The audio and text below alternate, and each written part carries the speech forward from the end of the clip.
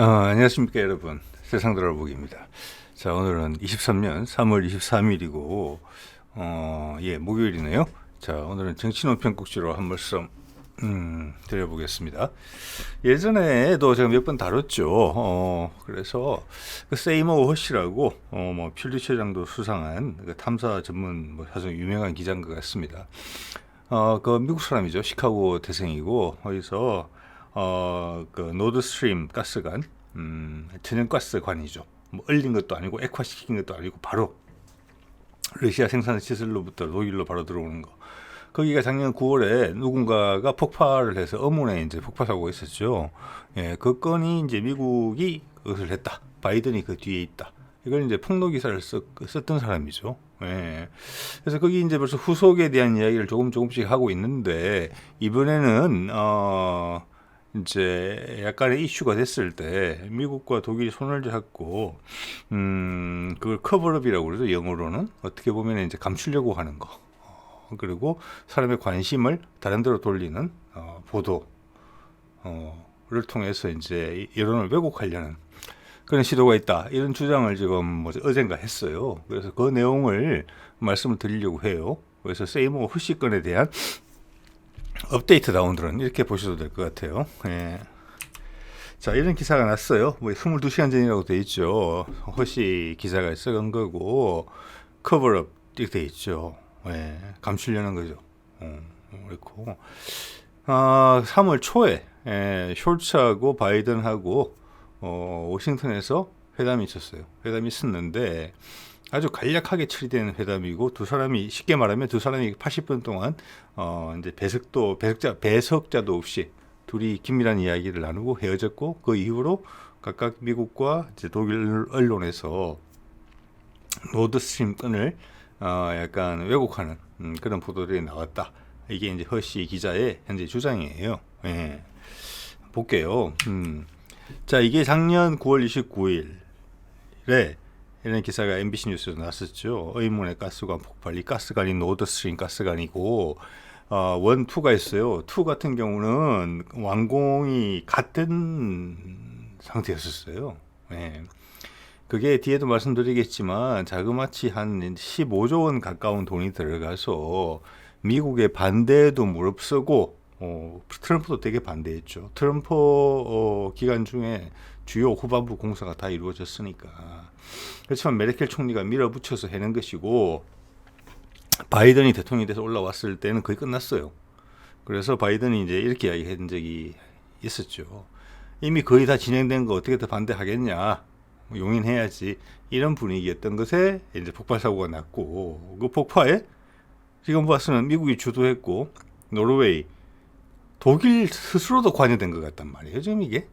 그래서 이게 아주 복잡한 이야기고 이게 있는 그대로 보도될 수는 절대 없는 사안이죠.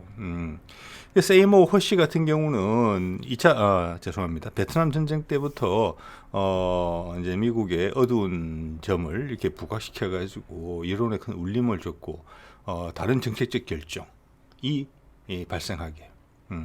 그리고 압력까지 행사했던 전례가 있는 사람이에요. 예, 그는 지금 몇십 년째 해오던 일을 계속 하고 있는 것인데 사실은 그때는 인터넷도 없고 이런 이제 SNS도 없던 시절이잖아요. 공유가 안 됐던 거죠. 지금 공유가 된단 말이에요. 이렇게. 예. 그렇기 때문에 이런 기사를 공개했다는 사실 자체가 과거 같았으면 그냥 무관심하게 내둬도 미국 내에서 몇 개 보도 나왔다가 다른 이슈에 묻혀서 사라질 것인데 지금은 생명력을 가진단 말이에요. 그것이. 상대방에도 알려지고 즉 러시아도 알게 되고 우크라이나도 알게 되는 거잖아요. 전 세계가 다 아는 거죠. 사실은.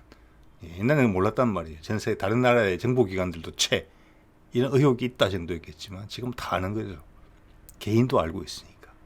예, 인터넷 접속만 하면 다 나오잖아요. 그렇기 때문에 바이든과 숄츠가 미팅까지 하게 됐다. 회담까지 하게 됐다. 이런 상황에 처해지게 된 거죠. 자, 그만큼 결론은 사실 달라진 거 없어요. 우리 한 입장에서 보통의 사람들의 입장에서 봐서는 못마땅하고 어두운 구석을 더 알게 됐다. 세상이 망조가 들었다. 이렇게 생각할 수 있는데 제가 봐서는 큰 맥락에서는 세상은 똑같았습니다. 예전도 수십 년 동안. 네. 1900년 이후부터 거의 현대와 비슷한 삶을 살았던 시기 동안은 계속 똑같았어요. 단지 우리가 불편한 것은 그것을 더 많이 알게 됐다는 것이죠.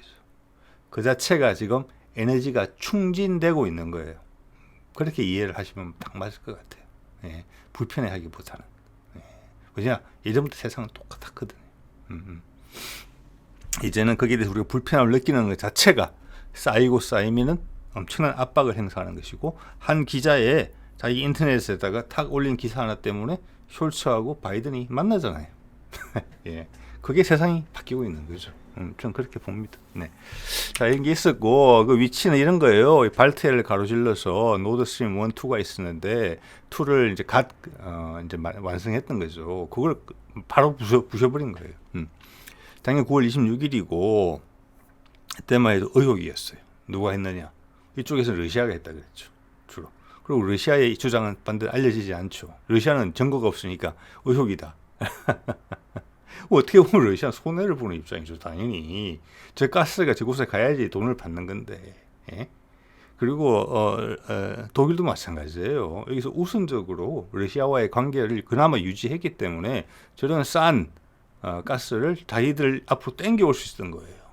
두 국가 사이에 신뢰가 있었기 때문에 저게 독일로 가는 거예요.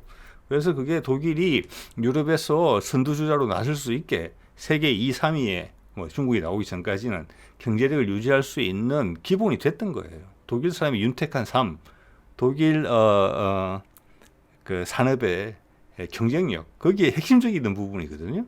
근데 여러 정황으로 봤을 때는 이제 독일도 나서서 저걸 부신 거예요. 예, 엄청나게 큰 거죠, 사실은. 자, 이거의 여파에 대해서 이번 허쉬 기자의 좀 전에 그 글 글에 보면은 이런 내용이 나와요. 이쪽 에너지 관련된 어떤 전문가의 입을 빌려서 가스관 폭파가 일어나서 유럽에는 어떤 일이 있었느냐. 이게 미국이나 뭐 영국이나 벌써 영국의 영향을 좀 받는지 모르겠지만 일본, 우리나라 이런 데는 가스값이 좀 오르는 정도였지만 또 이번 겨울이 추웠잖아요.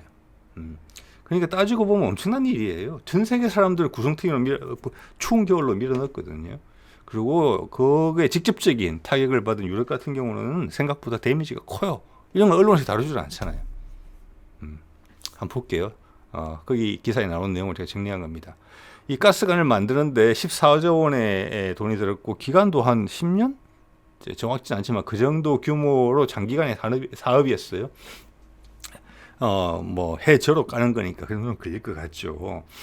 그리고 9월 달에 9월 26일에 폭파가 되고 나서 10월 달에 물론 그 전에 전쟁이 나서 이미 우크라이나 전쟁 때문에 가스값은 오른 상태였어요. 예. 그런데 이게 10배까지 올라간 거예요. 엄청난 거겠죠. 여러분, 우리 가스비, 전기세 10배 오른다고 생각해 보세요. 하루아침에. 예. 그 가스 못 쓰는 사람들 많아질 겁니다. 우리나라 그렇게 가난한 나라 절대 아니거든요. 잘 사는 나라에 드는 나라입니다. 자, 지금은 여러 가지 대책을 통해서, 대책이라는 것이 주로 수입을 한 것이죠. 특히 독일이 거의 전적으로 기대고 있었으니까. 러시아 가스에다가. 현재도 2-3배 수준인 거지만, 저기서 7-8배 차이가 그게서 온 거예요. 폭파한 거에서. 그리고 이것을 이제 천연가스를 통해서 싸게 들어오니까 그걸로 전기를 많이 생산을 했는데, 그 전기세를 올릴 수밖에 없는 상황이 된 거예요. 우리가 지금 화력발전소를 많이 사용하는데, 거기에 뭐, 예를 들어 석탄을 쓴다고 쳤을 때 주 연료로 석탄값이 예를 들어서 10배 오르면 전기세가 10배 올라야 될 거 아니에요. 근데 그렇게 되면은 사회가 너무 붕괴되겠죠, 따지고 보면. 네. 경쟁력이라는 측면에서. 특히 독일은 엄청난 타격을 받는 거잖아요. 네. 다른 경쟁국들에 대비해서. 자, 그래서 여기 영향을 받은 유럽의 국가들이 전기세를 폭등을 막기 위해서 자기들이 거기서 압는 거예요, 그거를. 나라 돈으로. 세금이겠죠. 전기세를 어느 정도 합리적인 인상폭 안에서 해결하기 위해서 그 차액을 나라 돈을 넣은 건데, 그게 한 1,000조 원가량 넣었다. 자, 그럼에도 불구하고, 여전히 부족하니까 에너지 비중이 높은 비료산업, 유리산업 같은 경우는 이미 중단된 곳도 있다. 이런 이야기예요. 자, 거기에 반해서, 자, 쓰던 가스가 안 들어오니까 다른 데서 천연가스를 가져와야 될 거 아니에요? 거기서 대박이 난 게 노르웨이와 미국이죠. 노르웨이는 유럽에 있었지만 가스 파이프라인으로 바로 연결된 곳이 아니에요. 그것까지는 제가 정확하게 모르겠는데, 파이프라인으로 바로 연결되어 있는 것 같지는 않아요, 노르웨이는. 그리고 미국이 바로 유럽하고, 특히 독일하고 바로 계약을 맺었죠. 자기들 공급하는 거. 미국은 불리해요. 지금 셰일가스가 많이 나오면서 그 부산물로 천연가스가 많이 나오지만 천연가스를 유럽에 보내기 위해서는 파이프라인이 없잖아요. 대서양을 가로질러서. 그걸 액화시켜야 돼요. 액화 설비도 부족해요. 미국이. 액화를 시켜서 다시 유럽으로 가져가서 그걸 다시 기화를 시켜야 돼요. 독일도 그런 준비가 안 돼 있죠. 그래서 그런 것을 다 감수하고라도 미국 걸 살 수밖에 없는 그런 상황이 된 거예요. 자, 여기서 이 전쟁의 핵심적인 원인 제공자가 만약 미국이라고 보는 시각은 분명히 있죠. 예. 우크라이나와 유럽이 중재한 우크라이나와 러시아 간의 휴전 협정. 지금 전쟁이 주로 벌어지고 있는 그 지역이 좀 4개 지역. 거기에 반군이 있었으니까. 그래서 휴전 협정을 못하게 파토를 놓은 게 미국과 영국이에요. 그러면서 자기 이해관계를 챙겼다. 이런 엄청난 비난에 직면할 수 있는 사안이에요. 자, 노르웨이는 지금 허시 기자의 보도에 따르면은 미국과 거의 손을 잡고 가스관 폭파에 협력한 나라예요. 여기 가스 엄청 팔았죠. 예. 레오파르드 탱크도 사수잖아요, 결국은. K2 밀어내고. 그렇게 된 거예요. 그러면서 결과적으로는 우리나라 동아일보 기사를 보니까 다른 내용에서 나온 기사예요. 팩트만 제가 사실관계만 가져온 겁니다. 노르웨이가 22년 작년 사상 최대 무역 흑자를 낸 거예요. 갑자기 독일에다가 엄청나게 파는 거예요. 가스를. 자, 이런 상황이 발생했죠. 그래서 지금 우리 눈에 씌워진 콩깍지를 좀 벗고 보면은 세상이 요새 어떻게 돌아가는 거지? 예. 나라와 나라 사이에는 우리가 생각하는 그 선악의 개념, 도리 이런 거하고는 전혀 다릅니다. 제가 봤을 때는. 동물의 세계, 약육강식의 세상보다 훨씬 복잡해요. 거기는 폭력으로만 하는데 여기는 인간의 두뇌까지 섞여져서 어떻게 보면 사악하다. 이런 단어가 적절할 수도 있는 좀 일들이 전개되고 있어요. 자, 그럼 그것을 우리 대중들한테 전달할 때는 그대로 전달하면 되겠습니까? 대중들을 마취시키기 위해서는 강력한 흑백 논리로 자석을 딱 대고 플러스 마이너스로 딱 몰아놓죠. 그래서 사리 판단을 못하게 하는 거죠. 그런 거는 우리도 이미 우리나라 내에서 독재 시대에 그런 걸 많이 겪었고 지금도 우리가 언론의 피해를 많이 목도하고 있기 때문에 그거는 뭐 그렇게 새삼스럽지는 않아요. 단지 그것이 나라와의 관계에서 이렇게 되고 있구나. 자, 이렇게 되다가는 인류가 도대체 어디로 갈까? 탈출구가 있는 것인가? 극단으로 치닫고 있구나. 이런 생각, 그거는 어느 정도 저도 동의가 되는 부분입니다. 과거보다 심해진 부분이, 왜곡이 심해진 부분은 훨씬 더 많아요. 즉, 그 왜곡을 지켜내기 위해서, 왜 사람들이 세금도 내고 전쟁터 가자 그러면, 그래, 나라를 지켜야지 하면서 목숨을 바쳐서 전쟁터도 가고, 그래야 되기 때문에, 여론을 왜곡시키고 마사지 해야 되는 필요성은 훨씬 커진 거거든요. 거기다 지금 러시아 건도 있죠. 미국 입장에서는 또 중국 건도 있고. 엄청나게 지금 소용돌이 치고 있습니다. 기본적인 토론 예전부터 유지되어 왔지만 우리가 기억하는 한도 내에서는 미소 냉전 이후로는 미국이 주도한 세상에 30년 동안 이렇지 않았죠. 모든 게 그냥 틀이 다 잡혀 있었으니까 그게 왜곡이 돼 있다 하더라도 거기서 크게 이거 왜 이렇지? 고기를 갸웃거릴 일이 별로 없었는데 지금 그게 막 돌출되고 있죠. 왜? 지금은 러시아, 중국, 그다음 미국 다극화되고 있거든요. 그러니까 과거 끝까지 막 삽질을 해서 퍼올리는 상황이에요. 혼란스럽죠. 그러면서 우리들은 이제 인터넷이나 이런 SNS 같은 걸 통해서 더 많은 정보를 얻게 되고 있어요. 그런 측면을, 그런 종합적인 맥락에서는 소용돌이 치고 있는 건 맞아요, 지금이. 더 거세지고 있죠. 그렇지만 국가 간의 관계에 있어서의 그들의 관계를 이끌어가는 그 도리, 규칙, 그거 자체는 과거에도 그랬어요.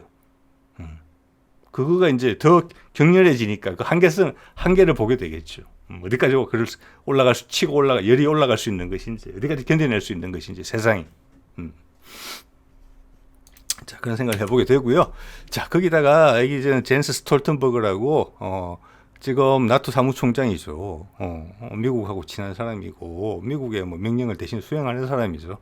되게 강성분자죠. 지금 우크라이나전에 대해서 자, 그러면 노르웨이 수상했던 사람이잖아요. 그래서 노르웨이는 이득을 많이 봤잖아요. 외국 가스관 폭발로 거기 직접 관여까지 했고 이 사람이 그렇지 않으면 이상한 거죠. 네, 이런 태도를 취하지 않으면 이상한 거죠. 자, 그래서 3월 3일 날 지금 허씨 기자가 이제 주장하는 자, 이 노드 스트림 건이 불거져 나왔는데 이것을 어떻게 해야 될까를 논의하기 위한 미팅에 대해서 영국이죠. 더 가디언은 이런 식으로 설명을 했어요. 아마 다른 언론들도 다 이렇게 설명을 했는데 기본적으로 언론의 보도가 잘 안 됐어요. 두 나라의 국가 정상회담인데도 불구하고 만찬도 없었고 공식 성명도 없었고 기자회견도 없었어요. 지금 보시는 것처럼 그냥 단지 몇 분간 웃는 모습 사진 찍기 위해서 기자들한테 몇 마디 뭐라고 할까 우리말로 하면 덕담한 거 고생 많으십니다 서로 간에 이렇게 하고 말았던 거예요. 그러니까 이 미팅의 목적이 뭔지가 잘 모르겠는 그런 거예요. 자, 그래서 가디언은 뭐 이렇게 제목을 뽑았죠. 우크라이나 전쟁에서 계속 확실히 우리 협력 관계를 잘 구축하자. 이런 내용으로 실었어요. 다른 언론들도 이렇게 실었던 것 같아요. 그런데 이제 지금 허씨 기자는 여기서 노드 스트림 건 그것을 여론을 마사지를 해야 될 필요가 있다에 공감했기 때문에 미팅을 한 것이고 어떻게 할 것인가에 대한 협의를 했다. 이렇게 이야기를 하는 것이고 단지 추정을 하는 게 아니고 그의 다른 기사들도 마찬가지지만 내부 제보자의 말을 통해서 이야기를 하고 있는 겁니다. 자, 이 미팅이 있은 후에 월스트리트 저널 예전에 제가 활용했던 건데 사실은 뉴욕 타임즈에 그 기사가 먼저 났고 월스트리트 저널에서 그 실어 날랐어요. 이 제목을 보면은 이게 이제 두 정상 간의 미팅한 후에 뉴욕 타임즈에 실리고 그다음 이제 월스트리트 저널에 실린 거예요.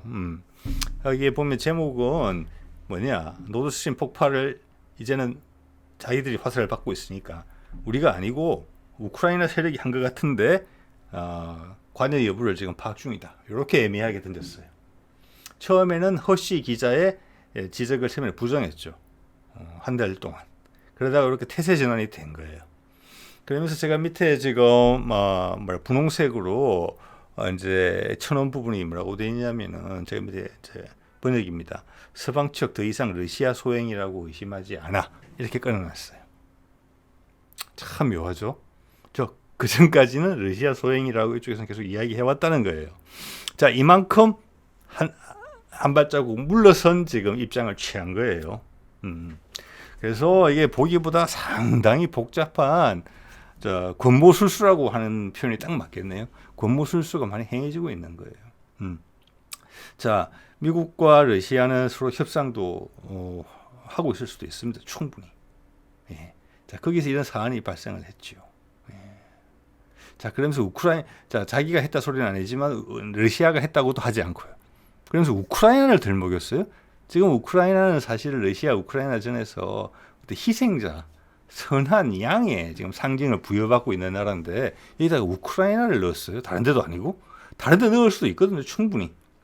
물론 우크라이나가 본인이 침략을 당했으니까 우리가 보복을 하겠다. 이런 컨셉으로 했다고 이해될 수는 있어요. 그렇지만 지금 어떻게 보면 우크라이나는 러시아의 공격을 받고 있는데 러시아의 화를 더 부추기는 그런 상황이 될 수 있잖아요. 그걸 모르고 그 수많은 브레인들이 이런 말을 꺼냈겠습니까? 아닙니다. 이거는 우크라이나전에서 러시아의 어떠한 행동을 촉발시키는 그런 역할을 동시에 하고 있어요. 뭐 이거는 거의 자기 몸을 낮추면서 들어오는 펀치를 피하고 흘려버리면서 동시에 어퍼컷을 통해서 카운터 펀치를 날리는 그런 형국 테크닉이에요. 한꺼번에 두 가지를 한 거예요. 수비와 공격을. 그렇게 보입니다. 제 눈에는. 자, 아까는 뉴욕 타임즈를 통해서 그렇게 했고 그 다음 독일은 독일 쪽에 가서 독일의 주간지더라고요. 이게 디자이트라는 주간지에다가 조금 구체적인 사실을 흘려요. 한 두 번에 걸쳐서 흘린 것 같아요. 약간 다른 언론을 통해서 뭐냐. 가스관이 폭파될 때 그 당시에 거기에 호화요트가 있었다. 하나하나의 단어 선택이 되게 중요한 요인이에요. 호화요트가 있었고 거기에는 호와이오트의 소유자는 우크라이나인으로 보인다. 확정적으로 절대 이야기하지 않았어요. 그중에 그렇지만 상당히 구체적이라는 느낌을 주기 위해서 6명 정도가 있었는데 5명이 남자, 1명이 여자, 그리고 무슨 브랜드의 티셔츠에 그다음 뭐 모자도 있었다. 그리고 거기에서 머리카락이 나왔다. 그래서 그 머리카락을 DNA를 분석하면 뭐가 나올 수 있을 것 같다. 이런 식으로 하면서 같이 맞박자를 맞춰준 거죠. 미국하고. 자, 그래서 이런 일을 하면서 비켜가는 거예요. 그렇지만 물러서느냐? 아니에요. 그래서 제가 보기엔 이렇게 하면서도 동시에 지금 전황이 안 좋기 때문에 우크라이나전에서 그래서 미국은 기본적으로는 빠져나와야 되는 입장이에요. 챙길 건 좀 챙긴 부분도 있고 더 이상 지속되면은 이건 좀 어렵거든요. 결국 기본적으로 러시아가 엄청나게 흥분되기를 지금 바라고 있어요. 근데 푸틴이 그게 안 따라오는 거죠. 예. 지금 바흐무트 함락을 하고도 세게 몰아치지 않잖아요. 그리고 이 세상 언론 어디에도 누구도 정리해서 말해주지 않는, 러시아는 우크라이나전에서 전면전을 하고 있는 게 아닙니다. 그 지역, 독립을 원하는 그 내 지역, 옛날 반군들이 활동했던 그 지역을 병합하는 선에서 끝내려고 그래요. 그래서 바흐무트 함락시켰고 이제 그 선이에요. 거기서 지금 소위 말해서 진격의 속도를 늦추고 지금 지구전을 하고 있는 상황이에요. 안 밀어치고. 왜? 미국이 그걸 기다리고 있거든요. 거기에 이게 나타나고 있는 거예요. 이런 상황에서. 그러면 미국은 또 한번 뒤집기를 하려고 하겠죠. 그래서 바이든이 재선할 때까지, 재선하는 선거판까지 그것을 더 몰아칠 수 있는 어떤 사안이 발생하기를 기대하는 부분도 있어요. 그렇게 가면 그렇게 해주고, 그게 아니면 지금은 좀 미국이 어려운 형국이 된 것이죠. 푸틴이 영리하게 이게 맞받아치지 않거든요. 러시아 외무장관은 여기저기서 뭐 이야기를 하고 다니죠. 유엔에 가서도 이야기하고, 심지어 중국에서도 노드스트림 건에 대해서 공동 조사해야 된다. 내가 중재할게. 이런 이야기를 하지만 정작 푸틴 본인은 아무 이야기를 안 해요. 거기에 대해서. 이게 무서운 겁니다. 나는 미국 네가 지금 원하는 바를 난 알고 있어. 그게 끌려가지 않을 거야. 예. 자, 그러면서 시진핑 초청해서 이렇게 될 수 있다라는 큰 그림에 대해서 이야기를 해주는 거죠. 자, 그러면 어떻게 보면은 우리도 이 사안을 통해서 우리 같은 보통 사람은 이 세이머 허시라는 기자의 이름을 처음 알은 것이고, 명망이 있다는 건 알지만 또 저쪽에는 미국 정부의 이야기를 또 하는 거잖아요. 그리고 우리가 매일 접하는 서방 언론, 우리 언론, 거기서 하는 이야기가 저렇게 다른 이야기를 하고 있거든요. 근데 이 기자는 기자 자체에 스스로의 어떤 신뢰성을 갖고 있는 사람이에요. 자기 트랙 레코드가 있는 사람이란 말이에요. 자, 그래서 이 사실의 진위 여부에 대해서는 그냥 여러분이 판단하시면 될 것 같아요. 미국의 행보와 세이모 허시의 행보를 비교하셔서 판단하시면 될 것 같고요. 예. 자, 그럼 이거를 정리를 한번 해보면은, 자, 여론 왜곡이라는 부분에 있어서 나라에 따라서는 우리나라의 언론은 항상 정직하고 솔직해서 지금 이런 거에 대해서 양국의 수장이 만나서 그들의 언론들한테 이렇게 보도를 해라라고 첩보기관을, 정보기관을 통해서 작업을 했다는 자체가 놀라울 수 있는 그런 나라의 국민들도 있다고 봅니다. 근데 우리나라는 그런 나라는 아닌 것 같아요. 왜냐하면 우리한테서 늘 보던 그런 일들이잖아요. 그리고 언론의 편향성에 대해서 우리가 익히 경험하고 있는 것이죠. 지난 또 한 2, 3년간 더 많이 보고 있죠. 그것도 역시 그들의 위기의식을 그 기존의 언론들이 누려왔던 그들의 위치가 흔들리기 때문에 마지막으로 힘을 모았다. 저는 그렇게 또 해석을 하는 거예요. 지금 바이든과 숄츠가 만나서 이렇게 하는 것도 위기의식의 반영이거든요. 그냥 묻어놓을 수 없으니까 이렇게 하는 거예요. 저 큰 미팅을 만들어서 한 거잖아요. 그런 거예요. 우리의 언론도 그래요. 그래서 낯익어요. 이 형태는. 그래서 놀랍지는 않고, 대신 우리 국내에서만 저런 일이 벌어지는 줄 알았더니 세계적 수준에서 벌어지고 있구나. 그럴 거예요. 영국 그렇지 않겠습니까? 독일 더 하겠죠. 독일은 이해 못할 구석이 너무 많아요. 아까 말씀드린 것처럼 메르켈이 미국의 반대에도 무릅쓰고 악착같이 독일을 위해서 해놓은 거다 볼 수 있는 건데, 그 다음 총리가 들어섰더니 덜컥 거의 자기 손으로 전임 총리가 해놓은 파이프라인을 부셔버린 거예요. 그렇게 볼 수도 있어요. 해석하기에 따라서. 진짜 사연이 궁금하죠. 왜 이렇게 저자세가 됐는지 갑자기 어떤 코가 꿰는지. 그래서 참 이해가 안 되는 구석이죠. 예. 그래서 과연 진짜 객관적인 언론이라는 게 있기는 한 것인가 이런 생각이 들 정도죠. 자, 그리고 또 하나는 아까 잠깐 말씀드렸지만 왜 가스관 폭파에 증거도 제시하지 않으면서 왜 우크라이나를 적시했을까? 우크라이나는 완전 공개도리예요.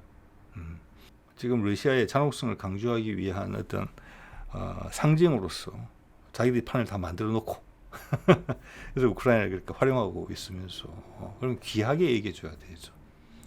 그 착한 양이 진짜 순수한 마음에 우리의 땅이 이렇게 침략을 받고 있어서 거기에 대해서 뜻있는 열사들이 가서 러시아권을 그렇게 했으면 알더라도 감춰줘야 되는 상황인데 지금은 증거도 없이 한 기자의 주장에 따르면 자기들이 해놓고 우크라이나가 했다고 이야기한단 말이에요. 이거 제가 말씀드리는 거예요. 예, 선한 양의 상징을 테러리스트로 바꿔버렸잖아요. 예? 공깃돌.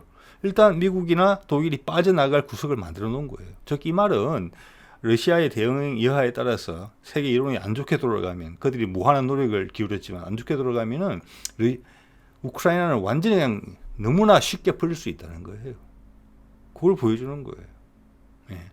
또 하나 노리는 거는 뭐냐? 이제 알아요. 바이든도 숄츠도 노드 스트림을 미국이 폭파했다는 것을 푸틴이 안다는 걸 알아요. 푸틴 말을 안 하죠. 그래서 조금 단순하게 생각하면은 우크라이나에 있어서 러시아 내부 여론이 안 좋아지거나 이렇게 돼가지고 왜냐하면 여론을 항상 마사지하고 있으니까 거기 전투 현장에서 뭐 민간인 포로들을 좀 험악하게 다룬다든지 불필요한 민간인 사상자가 발생한다든지 흥분한 병력으로 인해서 그렇게 되면은 그것을 기다리고 있다 이렇게 볼 수 있는 거예요. 푸틴이나 러시아 행정부가 흔들리지는 않겠죠. 그런 걸 노리는 부분도 있는 것 같아요. 그러니까 여러 가지를 다 보고 있는 거예요. 그래서 바이든의 입장에서는 대선이 얼마 남지 않았기 때문에 허쉬 기자는 늘 이야기하고 있죠. 왜 이렇게 했느냐 바이든이. 여러분 미국 이해관계도 있고 당연히 두 번째는 재선 때문에 그런다. 그런 상황에 있어서는 이렇게 던진 우크라이나 미끼를 이번에 이제 가스관 폭파의 범인으로서 러시아가 덥석 물어주면은 엄청난 고마운 일이죠. 네. 그래서 그 세계의 어떤 인류의 최후의 보루로서 미국이 등장하고 거기에 깃발을 들고 있는 사람은 바이든이 될 수 있는 부분이 있으니까.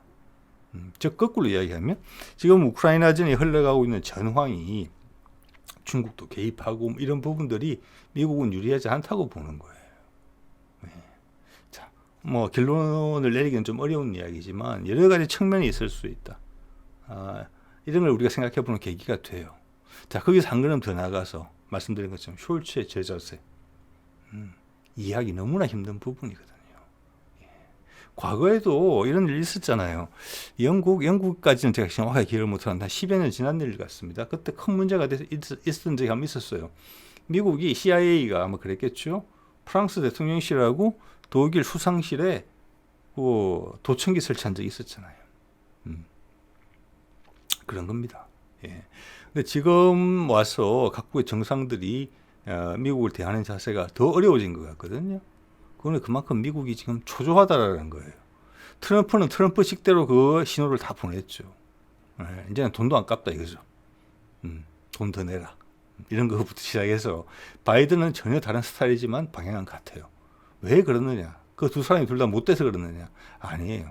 미국이 처한 입장이 그렇기 때문에 그런 것이고 지금 절대 중국이라는 힘이 올라오고 있고 아직 전 세계의 지지를 받고 있지는 못하지만 여기서 만에 하나라도 우리가 중국보다 못하다, 미국이라는 그 안정감이 떨어진다, 패권을 상실한다 이런 느낌을 주게 되면 미국은 엄청나게 힘들어지는 체제를 가진 나라라는 거 제가 거듭해서 말씀드린 바가 있습니다. 그래서 엄청나게 신경이 날카로워져 있는 것이죠. 미국이라는 나라가 그들의 대통령이 그런 게 아니고 그 대통령들은 미국의 상황을 반영하는 거예요. 그대로. 그렇기 때문에 미국의 동맹국에 있는 수장들이 현재 그리고 지난번에 미국 대통령을 대하기가 엄청나게 어려운 거예요. 즉 큰 보복을 당할 수 있다는 걸 지금 몸으로 직감하고 있는 거예요. 그래서 몸을 사리는 거죠. 그래서 제가 아베의 일이 예사롭지 않다고 말씀을 드리는 거고 기시다는 기시다의 입장이 또 있을 거예요. 아베보다는 훨씬 더 제 목소리를 내지 못하고 미국의 영향을 더 많이 받겠죠. 거기서 용감하게 지금 부대끼는 사람이 제가 보기엔 윤석열이에요. 이거는 그의 입장을 엄청나게 불안정하게 만들고 있어요. 정말입니다. 다른 나라 지도자들이 현재 우리의 대통령보다 패기가 없어서 머리가 안 좋아서 나라가 부족해서 그런 모멸감을 감수하고 바닥에 납작 엎드려서 기는 게 아닙니다. 폭풍이 칠 때는 고개를 숙이고 몸을 낮춰서 일단은 피해야 되기 때문에 그렇게 하고 있는 거예요. 한반도에 있어가지고 남북의 긴장을 고조시키는 거, 그리고 핵무장을 운운하는 거, 이거 지금 미국이 절대 바라는 일 아닙니다. 예. 자, 오늘 이 정도 하겠습니다. 네.